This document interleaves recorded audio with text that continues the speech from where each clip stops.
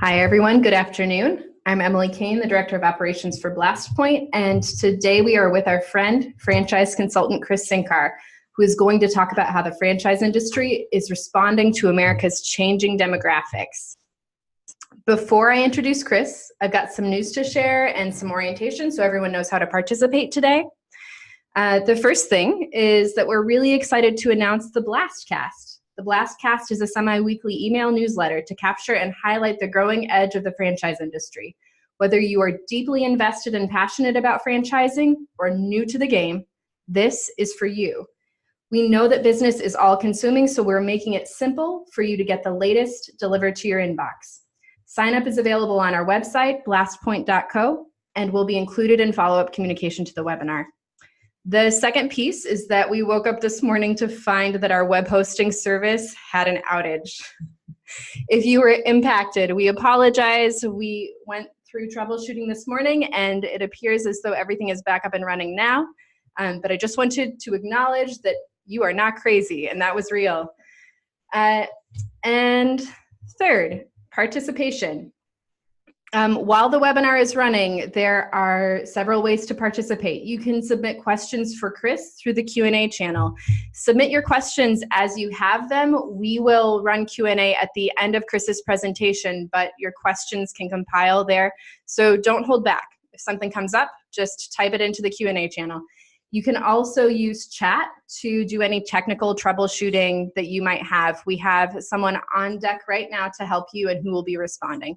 Both of those options appear at the bottom of the screen in mobile and desktop applications of Zoom. So hopefully that works well for you. And then finally, our agenda today is to meet Chris, and he is going to cover aging baby boomers, emergence of millennials, the impact of dual income families, and then we'll wrap it up today with audience Q&A. So get your questions into the Q&A channel, and we will do our best to work through all of them at the end of Chris's presentation. And that brings me to Chris.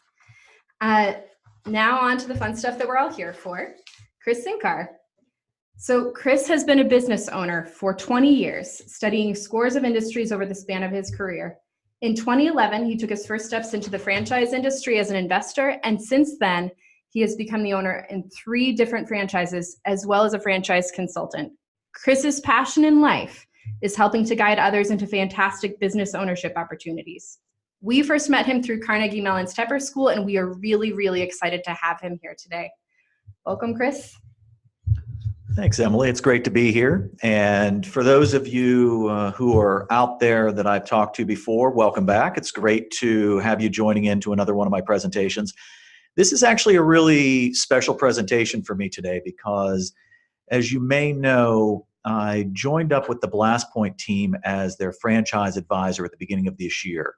And in that capacity, I've actually really enjoyed the time that I've spent with their whole team so far over these last 3 months. I've been extraordinarily impressed, not just with the technology of what they're doing and the deployment of that and how it helps their clients, but the breadth of the offering that they have and the variety of solutions is really extraordinary.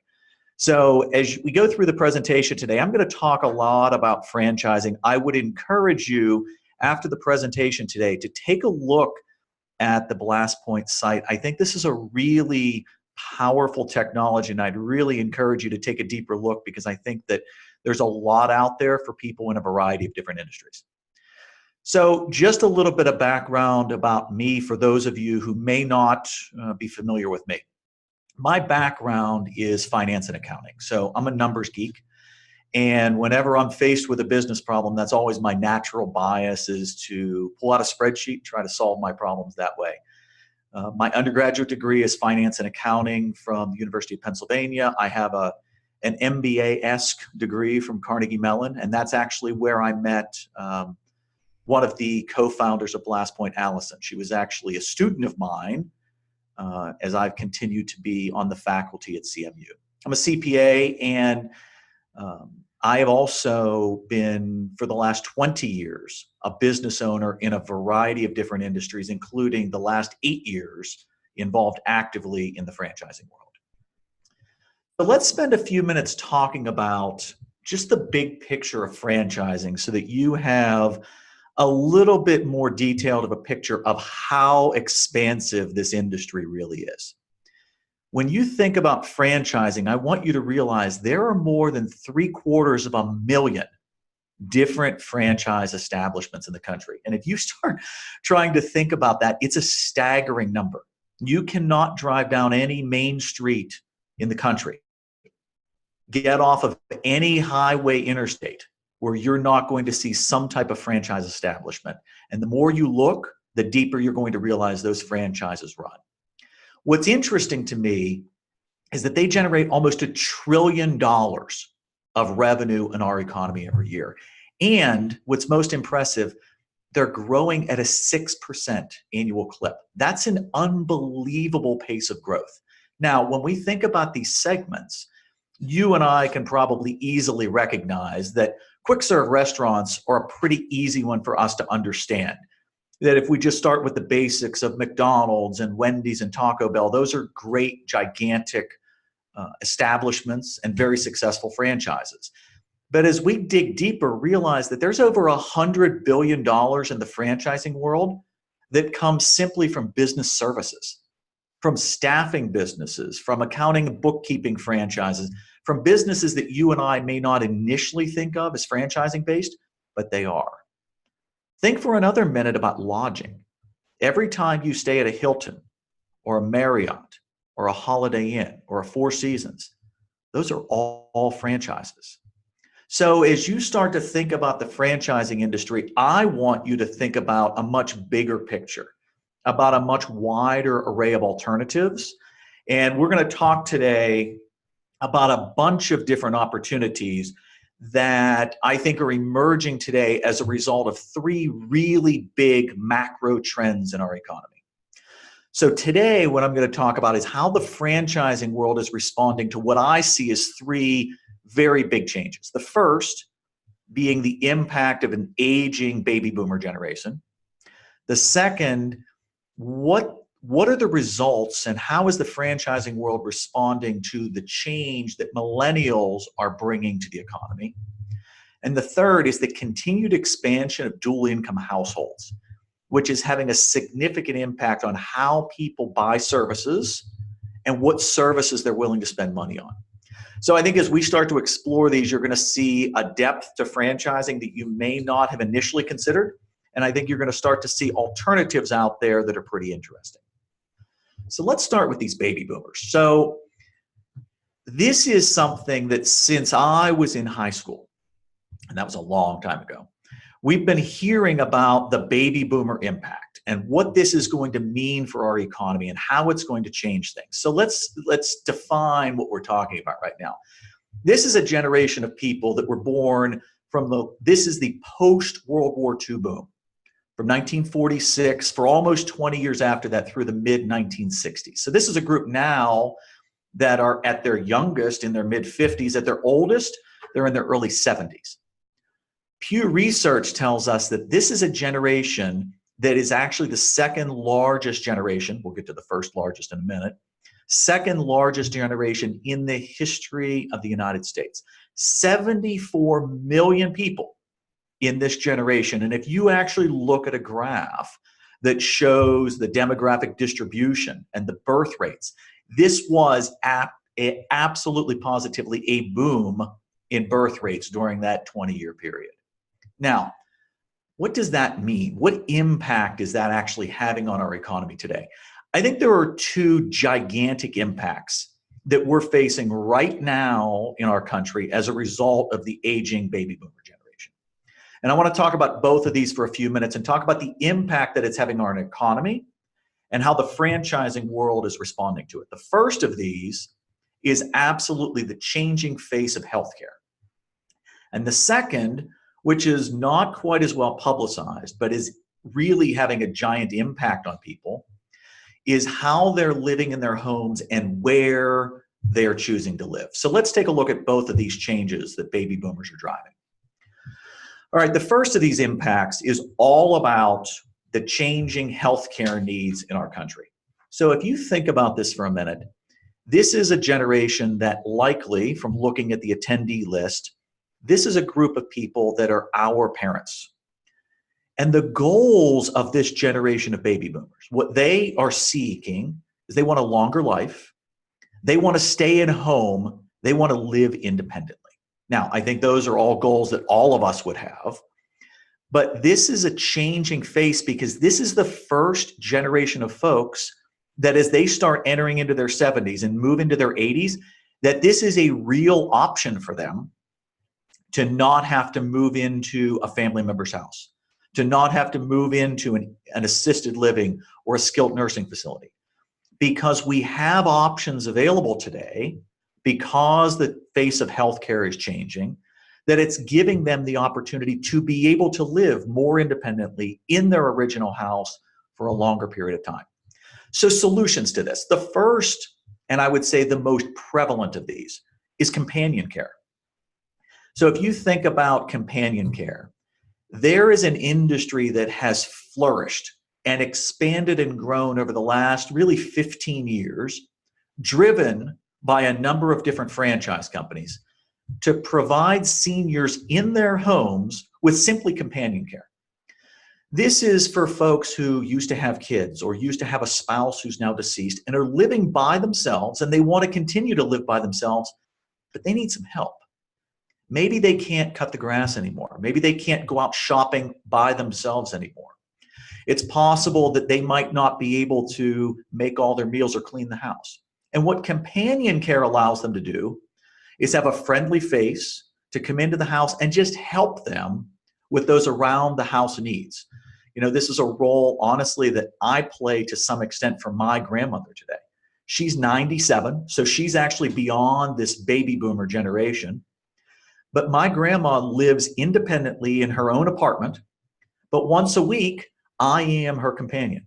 Every Thursday morning, I drive to her house, we go out to breakfast, we go and get her hair done, we go grocery shopping, we run errands. That's what companion care is. Now, we're fortunate that I have the opportunity to do that, and we're fortunate that I live close enough to do that. But for a lot of other families, they don't have that opportunity. Franchising has filled that void. There are companies that are extremely successful that provide for that service. Companies like Right at Home or Comfort Care are providing this companion care, which is not medical services, but instead it's just helping seniors to be able to live independently where they want to live. Now, as your medical needs change, we're seeing an emergence now of more skilled in-home care. So this is kind of the next step in your healthcare needs, where instead of just needing somebody to run around, help with errands and help with household chores, now you might have genuine medical needs, where you might have just been discharged from the hospital, and now you have physical or occupational therapy needs in the house, or you need a nurse to come in to help you with infusion therapy or wound care. All of those skilled in-home needs used to be something that seniors would have to have done in the hospital or in a skilled nursing facility or in a rehab facility. But now, with the changing face of healthcare, those can be done and are frequently being done successfully in people's homes. So the franchising industry has developed, once again, a whole solution around this, led by one of the largest companies in the country doing this, which is BrightStar. And they've brought with them a whole assortment of solutions that are allowing seniors to stay at home and be healthier for a longer period of time. Now, I think one of the really interesting emerging parts of the healthcare industry that I think we're going to see expand dramatically over the next 10 years is in-home monitoring. So this isn't something where you're trying to keep track of whether or not people are moving around their house or you're trying to micromanage them. Instead, what you're doing is you're setting up a system in the house so that you can monitor that your mom or your dad who's living independently is doing what they need. There's in-home monitoring systems today that allow you to check and make sure that that person took their medication today, that they hop on a scale, and that information is shared with their physician and with their family members to make sure that they actually got up out of bed and that they're moving around the house. So all of these in-home monitoring solutions are a really emerging trend today. There's an emerging franchise brand called Be Home Safe, which is all about creating an in-home monitoring situation that's not trying to be intrusive, but instead what it's trying to do is facilitate more independent but safe living for seniors in their homes. So as you can see, changing healthcare needs are really driving a significant number of developments, and the franchising industry has really been leading a lot of these changes and creating a safe solution for people in their homes. Now, I think another interesting segment of the franchising world is all about home modifications. So think about a senior who's now trying to live at home and wants to live independently. Or maybe it's spouses, both of whom are in their 70s and are aging, and one of them just got discharged from the hospital but had a hip replacement. But they want to stay living at home with their spouse. That used to be very difficult. What if they lived in a classic Northeast 2-bedroom, 2-story house where now they can't get up on the steps very easily? Home modifications are enabling folks to stay home and be safer for longer and be able to stay in an environment that they feel very comfortable with. So solutions in this space could be really simple. This could be just a wheelchair ramp of people being able to access their homes. Instead of having to walk up the steps, they can simply roll their wheelchair up a ramp. It could be stair lifts so that people are able to access the second floor because maybe that's where the primary bathroom is in the house. Companies like, well, the industry leader in this space for home modifications is a company called 101 Mobility. And this is a company that over the last 15 years has opened up hundreds of offices around the country, providing a whole array of modification solutions. It could be something simple as what you see on your screen, which is a stair lift. It could be widening doorways. It could be creating mobility solutions and safety solutions inside of a bathroom. But all of these modifications, the objective of those is to facilitate people being able to live safely in their houses and be able to enjoy a higher quality of life with their family. Now, one of the really interesting and I think fun home modification businesses is all about living in the kitchen. So I will tell you, in my house, one of the biggest challenges that we had when we moved houses was, how do we organize our kitchen so that it's usable, but we can actually get to everything that we want to? There are companies that help this home modification system, not just for organization, but for ease of access. In our kitchen, we have a cabinet that's so deep that even though I'm 6'3", I can barely get my arm to the back of it. But we had a modification company come in who modified the cabinet so that we can simply now slide out the drawers to be able to access all the stuff in the back. That's an easy solution. But for a group of seniors who are trying to live at home and have real access to their kitchen, but have it be safe, usable, and simple, these home modifications are really a lifesaver. So companies like Shelf Genie or Tailored Living are coming into homes and making really simple changes around the home to make it usable for people at different phases of their lives. So I think that's an interesting group of changes that the franchising industry is facilitating for seniors. Now, let's flip to the completely opposite end of the spectrum. Instead of thinking about companies that are working with seniors, let's talk about the millennial generation. So this is a group of folks that grew up in an age where technology was much more prevalent. They grew up with a completely different mindset than the generations who had preceded them. And this is the largest generation in US history. In a 16-year period, there are 73 million Americans who fit into this millennial generation. And they are now at the early stages of their careers. They are completely changing the face of the economy today in terms of buying habits and in terms of what they're seeking in businesses. I think there are three really interesting impacts that millennials are driving inside of the economy today. And I want to talk about each of these three. The first and easiest to understand is the primary interest that millennials have in fitness and wellness. It is unlike any of the previous generations. It is a deep-rooted desire for fitness and wellness. And we're going to talk about how the franchising industry is responding to that. Second, based on what we're going to talk about there, co-working is a logical extension of that, because some of the same attributes that millennials are seeking in fitness and wellness they're also seeking in the co-working space. And the third is a real desire that millennials have for convenience and experience. And we're going to talk about some of the impact that that is having in the services that they're buying and how they are buying them.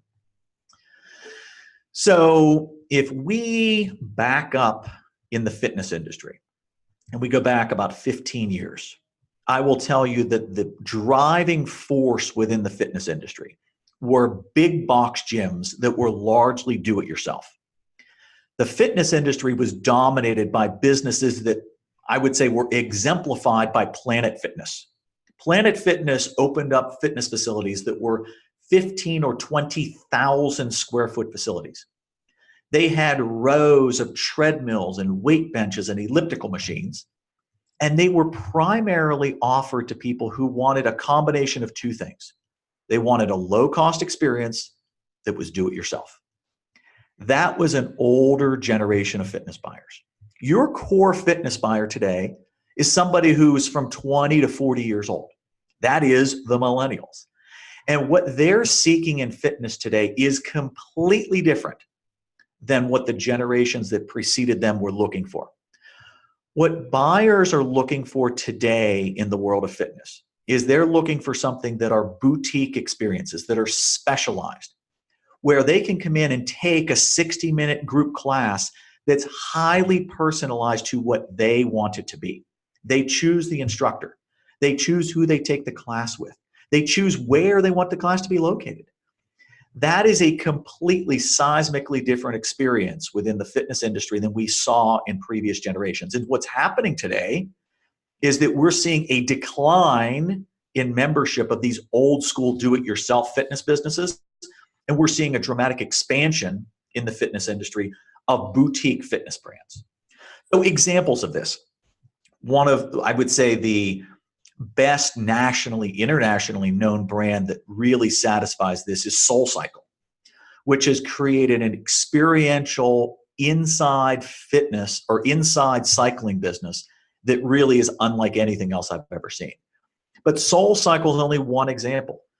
There are businesses such as Club Pilates and Legends Boxing and Yoga 6 that have done exactly the same thing with their own genre of the fitness world. Club Pilates has opened up over 500 studios that are focused simply on small group Pilates classes. Yoga 6 is doing exactly the same thing within the yoga space. Legends Boxing has actually created an unbelievable business around creating a high-intensity workout that's based around boxing. So as you start thinking about the fitness industry, realize that millennials are driving a massive change. The franchising industry has heard what they're looking for and has created interesting, diverse solutions that are very different from what we saw even 10 years ago.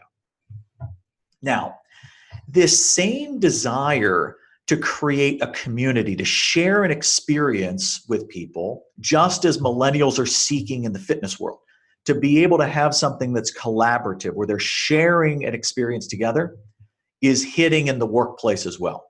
And we are seeing a dramatic expansion today in co-working spaces. These are spaces that as more and more young workers are starting to seek their own individual employment, working in micro businesses, working very independently, and not wanting to work in a large fixed office, but instead wanting to work in a smaller space, more independently, co-working has expanded dramatically. Co-working spaces, a great example of this would be Office Evolution. Office Evolution's opened up about 100 locations around the country in a similar fashion to WeWork or the Regus Executive Office Suites.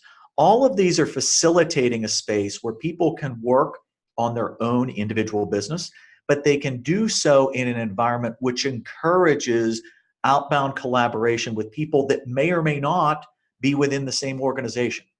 It gives the workers, the employees, tremendous lifestyle location flexibility. And so it allows you to work very effectively from Denver for a company that might be headquartered in Pittsburgh. And having that ability to work in that type of environment, extremely attractive to the millennial generation, And I think this is something that you're going to see continue to expand over the next 5, 10, 15 years, particularly as millennials start to take on senior leadership roles in larger and larger organizations. I think you're going to see more and more decentralized workspaces. A third impact that I'd like you to think about for millennials, I want you to think about these two words. I want you to think about convenience and experience. Because millennials, more than any generation in the past, are seeking solutions as consumers that really drive convenience and experience for them. So think about, let me just give you one example of an industry that is an industry that we've known for 50 years. And it was starting to slow down. The pace of growth had ground to a halt, but now has been completely revitalized. And that's the dry cleaning and laundry industry. This isn't a sexy industry. This isn't a new industry. But I'm telling you that this is an industry that today is actually growing at a dramatic pace because millennials, more than any generation that's preceded them, is looking for a solution for convenience. They're willing to spend money to have someone else come and pick up their dry cleaning and pick up their laundry, wash it, fold it, give it back to them 24 hours later so that they can spend time with their families and their friends instead of spending time doing their own laundry. That's no different than any other generation in terms of what they want, what they're seeking, and where they get fulfillment. But what they're saying is, I'm willing to trade off dollars for time. And that's a very different mindset than the generations that have preceded them. They're also looking for experience by buying services that are really specialized to them. So you're starting to see in the salon industry examples where there are micro focused salons that instead of offering 10 different services, offer one service extraordinarily well. So those of you who know me know that I'm an owner among my franchise brands. I own an eyelash extension business called Deca Lash. That's a great example of a specialized beauty salon. Deca only offers eyelash extensions. No hair, no waxing, no other beauty services, no nail services. They're only specialized in lash extensions. And that's because this generation that's growing up today, they want something that's a high quality specialized solution, and they're willing to go and seek out that solution if they know that it's of high quality. Now, this convenience and experience, I would say also there's two great examples. One, quick serve restaurants coupled with delivery services has seen a massive expansion in their business model over the last 2 or 3 years in particular. When you think about Grubhub and Uber Eats and all of these delivery services now being able to pick up from a specialty restaurant, drop it off at your office, drop it off at your house, you're able to facilitate the growth of an industry that 5 or 10 years ago was in an infancy stage and now is growing rapidly because the core buyer for this service is willing to pay to have it delivered, and they're honestly willing to pay a premium for something that is a higher level of service. So as you start thinking about millennials, realize there's a whole variety of changes that they're driving in the industry, and I've highlighted 3 of them today. Fitness and wellness and the growth that's happening there, the expansion in co-working, and then the convenience and experience that's coming from these other brands. Now, let's talk for a couple of minutes about the third macro trend that I see emerging in the economy today. And this is the continued expansion of dual income households. Now, this is driven by a whole assortment of factors. What I will tell you is today, almost 2/3 of American families have both parents working outside of the house on some basis, whether that's both working full-time or one full-time and one part-time. Over the last generation, that's grown by almost 1/3. And so the consequence of that, as we have more and more and more dual income households, the consequence of that is plain and simply, we're busy. And busy lives are leading to a whole assortment of changes in buying habits And I want you to understand how the franchising industry has responded to some of these. So, two that I want to focus on in particular. The first one, outsourced home services. And I'm going to tell you some stories about this, of services that my wife and I buy that my parents never would have spent money on. And the second, which I think is an amazing growth opportunity, is creative childcare solutions, which are some industries that will continue to grow and expand. And we'll talk about a few of those examples. So first, there are businesses that are expanding today rapidly, simply driven by the fact that dual income households are just swamped with responsibilities. And so as a result, they're willing to spend money to buy services that my parents never would have purchased. So examples of this. In my house, my wife and I, we pay for a maid service. We pay someone to come and do lawn care at our house. We pay a different company to come and fertilize the grass and aerate the yard twice or three times. We pay a different company to come and actually trim our trees and take care of our shrubs.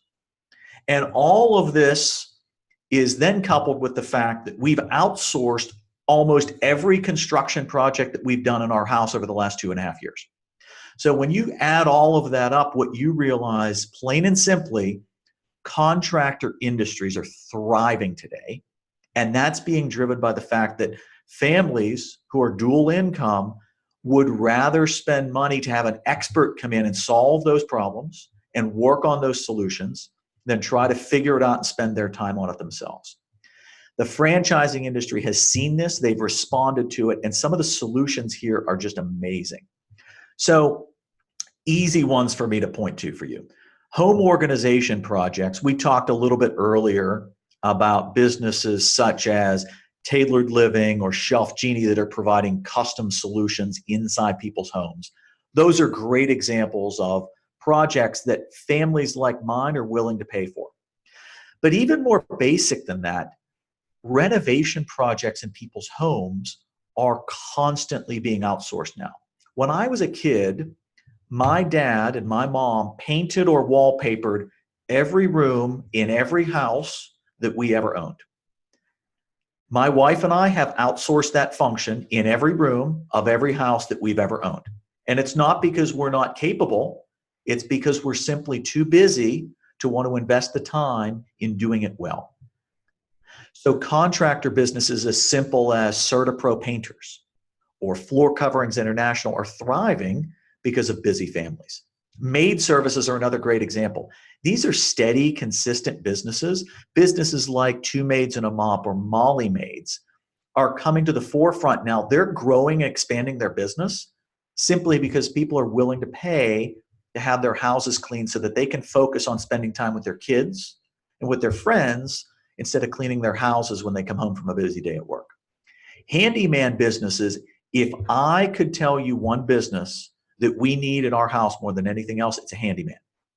Because we have a list on a constantly rotating basis of 20 things that aren't big enough for me to hire a contractor, but they're too big of a project for me to handle in 10 minutes.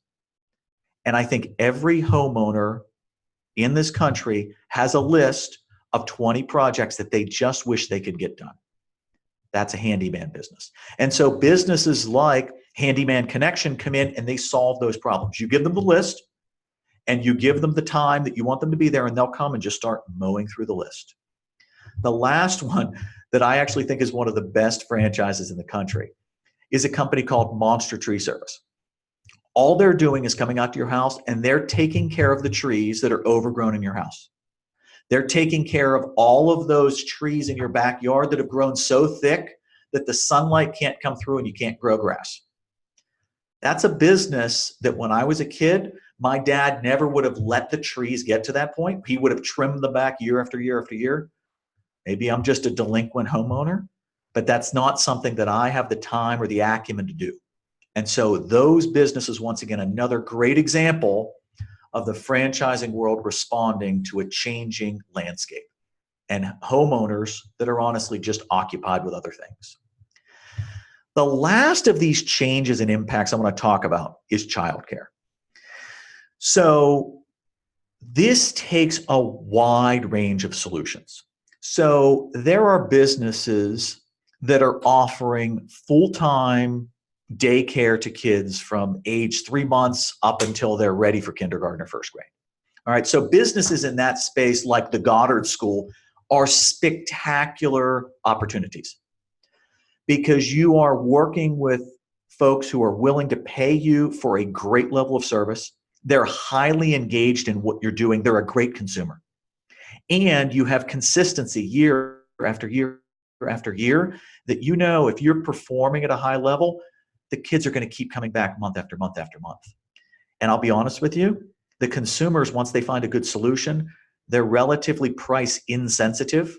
And so the margin structure in that business is honestly pretty good. Now, that's not to say that every solution in this space is related to full-time, 8 to 6 a day preschool. Because there's solutions, for example, Ivy Brook Academy is a great example of a business that's just half-day kindergarten. This is a business from 3 years to 5 years old, is just providing 3.5 hours a day for kids to get out of the house, to start getting used to what a school day looks like, start building more of an academic mindset. And to be honest, it also gives the parents a little bit of a break. So that's a great emerging brand that's created a creative solution that hits a specific group of consumers who are looking for that. One of the most interesting, flexible brands that I've ever seen is College Nannies, Sitters, and Tutors. Now, that's a really long name, and they offer a really broad solution. So the business started just providing nanny staffing for families that have 3 or 4 kids, all under the age of 6, none of whom are going to school.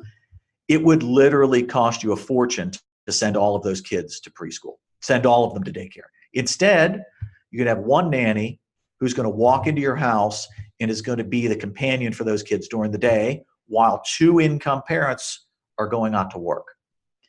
That nanny business eventually morphed into providing tutoring because once kids are starting school, now there's a whole separate need to provide some supplemental education to make sure that the kids are really mastering content and are moving ahead in school. And that morphed into now parents saying, well, my nanny leaves at 5:30 every day, but what if we want to go out and have dinner together and actually spend some time as a couple? Now you have a need for a babysitter business. So College Nannies, Sitters, and Tutors has created a business model that's providing a really comprehensive solution for childcare, literally from birth through probably age 12. And so that's a really interesting business where the franchising business saw a need, and as that need continued to evolve, they continue to morph the solution to fit what their customers' needs are. So as we've gone through the presentation today, what I've tried to do is highlight for you 3 really gigantic macro trends, starting with looking at baby boomer impact, then looking at the emerging economic power of millennials and how their changing buying habits are changing the face of the economy, and then finally focusing on what impact dual income households are having on the economy and how the franchising opportunities are responding to that. So hopefully you found this content to be interesting. You'll see my contact information on the screen, and you're welcome to reach out to me individually. But I think we're also going to open up at this point to some question and answers, which I would be happy to field any questions that you have about any of these topics, or honestly something that's off the radar. I'd be happy to respond to those as well. So thanks for joining in, and I will be here and we'll start the Q&A in just a minute. All right. Thank you so much for sharing your expertise with us today, Chris. We are going to move into Q&A, and I just want to remind everybody about how to participate. We're taking audience questions, and we're going to try to pick the highlights and get as many questions to Chris as possible this afternoon. Again, to participate, you can submit questions for Chris through the Q&A channel. If you're having technical difficulties, you can use chat. And both of those options appear at the bottom of the screen in mobile or desktop applications for you to participate. So we're going to take this back to Chris. And the first question up, Chris, is you've talked about boomers, you've talked about millennials, and as we were talking before we started this webinar broadcast, I'm a millennial. Yep. You are not. I'm not. You're also not a boomer. Right. And could you speak a little bit to the people who are being left out of this conversation? Absolutely. Including yourself. Yeah. So I think what's interesting is, so I'm in between these two generations, as you alluded to, Emily. And I think what's interesting is my generation is seeing the impact of this on both sides. So my parents, my grandmother, are in this baby boomer generation. Actually, my grandma's beyond the baby boomer generation. But what we're seeing is the impact of a lot of these changes that we are responding to in my generation, even though it's not directly impacting us. It's having a consequence of us having to work through some of those buying decisions and having to work through some of those other impacts. We're also, though, having the opportunity to capitalize on some of the changes that are being brought to the marketplace by the millennials. So, for example, we have the opportunity to take advantage of some of the fitness opportunities that your generation has brought to the table, and we're being able to enjoy those. We're demanding them and you're enjoying them. That's exactly right. Thank you for doing all the hard work for us. That's exactly right. So I'm going to tackle a couple of the questions that I see up on the screen here. So the first question that came up is, among these macro changes, which of these do I think is, I guess, the most promising in terms of opportunities in the marketplace? So in my opinion, I think that the changes that are being driven by the millennials, I think, have the biggest opportunity to create business opportunities for the people listening in. Simply because the impact of that is going to be for a very extended period of time, and it's going to be a dramatic change. So if you go into, for example, if you go into a Planet Fitness location and you look around, everyone in that location looks like me. They're in their mid-40s and older. They have gray hair. If you walk into a SoulCycle or an Orange Theory Fitness, I honestly don't fit in there. And I'm never going to. So I want you to understand that the changes here that are happening that are related to millennials are going to be very long-term changes. And so I would say, if you were asking me to place a bet, I would feel very confident capitalizing on some of those opportunities among the millennials, because I think it's going to be a giant change and it's going to be very long-lived. It's a stable growth opportunity. Absolutely. We have another question coming in. What are some franchise areas that you would run away from currently? Good question. That's an honest question. So I think areas where I struggle historically, I struggle with businesses that are related to food. All right. And it's not because I don't like to eat. Those of you who are good friends of mine know that I've never missed a meal. But what I'll tell you is that those are opportunities that I think it requires a particular acumen and skill set to be able to succeed in that industry. All right. So my example, if we go out and we look at businesses that have been very successful in the restaurant space. So let's choose Panera Bread, all right, as a great example of a business that really changed an industry. It was one of the first, if not the first, successful QSR models. That's a business that, if you look at who the franchisees are in that business, they are all experienced restaurant owners from other brands.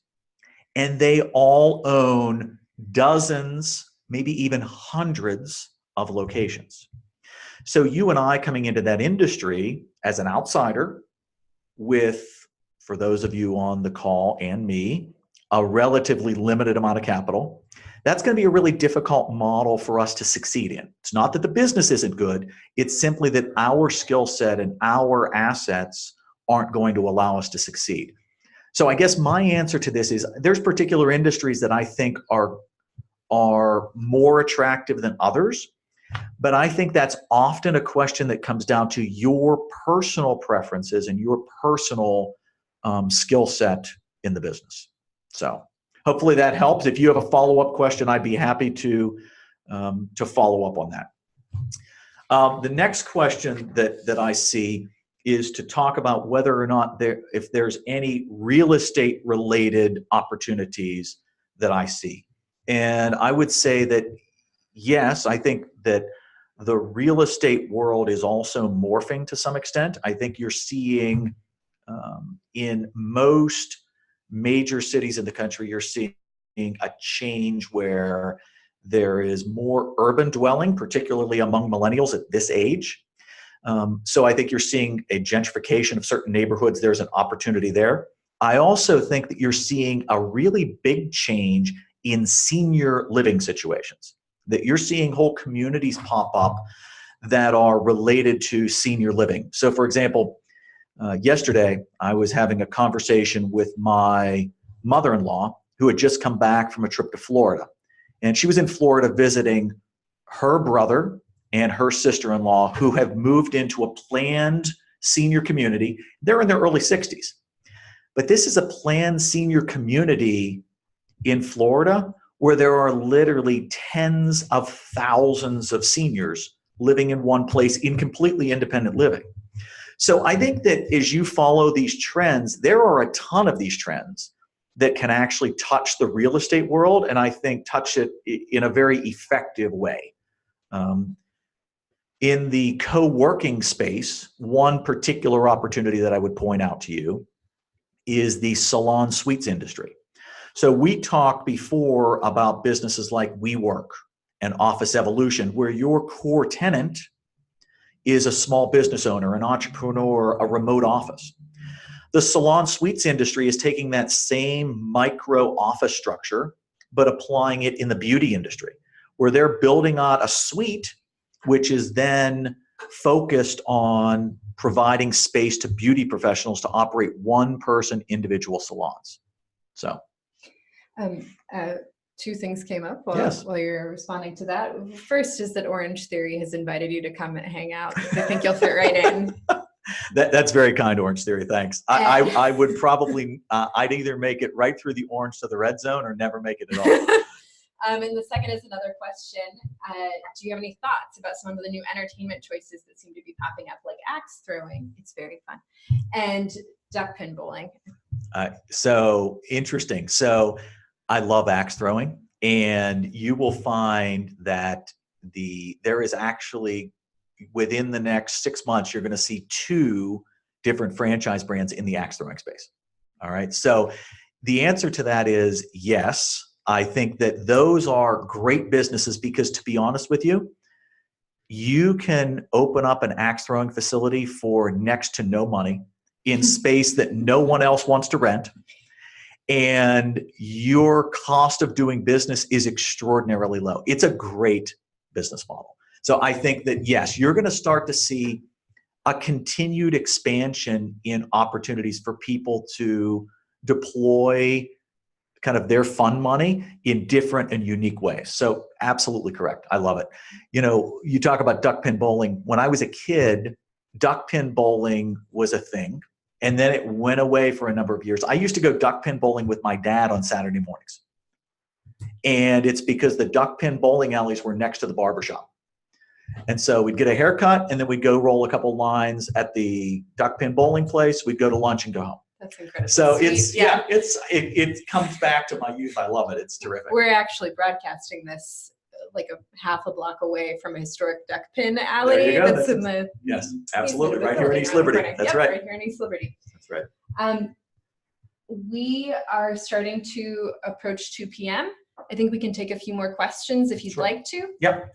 So it looks like the last question that was up on the screen was to talk a little bit about new franchises versus old, because the person who wrote the note mentioned that they recognized some of the names that I mentioned, but didn't recognize others. So let me talk about that issue for a minute. I think that there is always a challenge when you're looking at a business as to whether you want to join into a business that's well established or you want to join into something that's emerging. So this is a challenge not just in the franchising world. I think this is a challenge in the whole economy when you think about buying into a business or starting a new job. Do you want to join something that's well established, that's safer, in quotation marks, or do you want to join something that's an emerging brand where there's probably a heightened risk, but probably a heightened opportunity? And I think that's a really difficult challenge. What I will tell you is, I know a lot of the audience today is actually listening from Pittsburgh. I will tell you that I think in Pittsburgh, there's actually an interesting hybrid in the middle. There are businesses out there that have been well established in markets outside of Pittsburgh, but still have opportunity to grow and expand within Pittsburgh. So you're able to leverage other people's experiences outside of the market, but still capitalize on green space within your home market. So I don't think there's necessarily a right or wrong to emerging versus established. I think it really comes down to a choice of how comfortable do you feel with that particular opportunity, and how well do you think you and your skill set can execute against their business model. So, yeah. I think that was it for the questions. So I guess one other item I would want to mention is just for those of you who might be listening in who are franchisees in a system already. For those, I saw on the registration list that a couple of you are actually franchisors. I'm really glad that you joined in. I really just want to touch on BlastPoint for a minute, because this, I've been offered over the last 11 years that I've been teaching at CMU a boatload of opportunities to join up with companies who wanted me to be part of their advisory team. And I have always said no. The first and only time that I have joined in with a group was when Allison and Tomer approached me about BlastPoint. And it's because I see the opportunity with this business, and I see how powerful the technology is to actually make better decisions for businesses. So for those of you who are actively involved in the franchising world now, I would love to have a detailed conversation with you about how I believe that BlastPoint can impact your business, because I think there's a variety of ways, whether you are looking for territory design or site selection or micro-targeting to your desired audience. I think that this solution is amazing. And I just want to reinforce with you, that's why I'm here today, because I want to raise awareness, not just of franchising opportunities, but I really want you to be aware of what I see as a terrific opportunity with BlastPoint. Thank you, Chris. Thank you so much for being with us today. And thank you for your enthusiasm and confidence in our team and in our technology. I also just wanted to chime in to say, if anyone's hoping to reach us here at BlastPoint in the future for support in developing your franchise model, you can contact our CTO and co-founder, Tomer Bornstein, at tomerbornstein@blastpoint.io or 412-294-2177. And I wanted to pop in with a quick reminder that the Blastcast is coming. We intend to make our first release on April 1st. It's a semi-weekly email newsletter capturing and highlighting the growing edge of the franchise industry, and it can be delivered straight into your inbox. You can sign up on our website, blastpoint.co.